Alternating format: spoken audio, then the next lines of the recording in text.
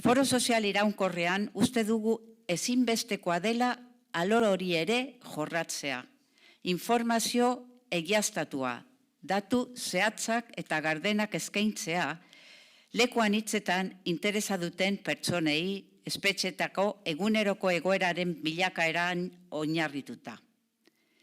Agus Hernanek ondo adieratzen duen bezala, egoera berrira egokitzeko lanean, foro sozial iraunkorrak uste du beharrezkoa dela eskura izatea gai garrantzitsu honi buruzko informazio zuzena eta emandako aurrera pausuen jarraipena egiteko tresna eraginkorrak.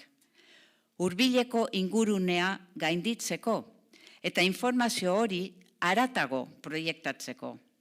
Horretarako, ezinbestekoa da Espainiako estatuan